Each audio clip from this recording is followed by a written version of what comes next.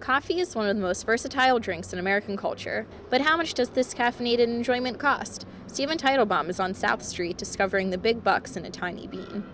Depending on where you buy, a single cup of coffee can range from an affordable $1 to upwards of $5. On every corner, you can find big names like Starbucks and local coffee houses serving thousands of cups of coffee each day. If coffee is so easy to come by, how can the price range vary so much? And how do you go about setting the prices of your drinks? Um, yeah, there's sort of the market sort of speaks. I think you can get away with certain things. We look around at what other coffee shops are doing. We have to look at what Starbucks is doing. If you had to estimate, how much would you say you spend on coffee in a week? In a week. If I'm drinking coffee a lot that week, I'm gonna guess maybe $14, maybe. I'd probably spend like a couple $100 a year on coffee. And how much money do you think you spend in a week on coffee? More than cigarettes. Yeah. A lot of coffee, yeah. People are always going to be wanting to move to 2.25 or 2.50 for a large coffee, and we're trying to keep certain drinks we're trying to keep at certain prices. Lattes have been the same price since we opened. There are things to consider when opening a coffee shop.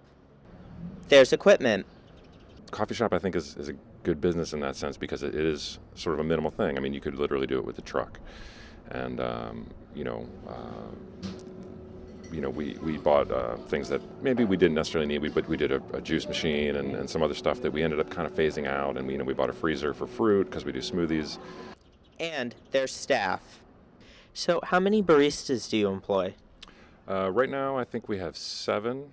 And it's varied between 6 and I think 11. Of course, when we first opened, it was just me, my sister, and we had a friend of the family helping us. So we just had 3 for maybe the first 9 months or a year, and that was kind of crazy. But nowadays, it's about 7.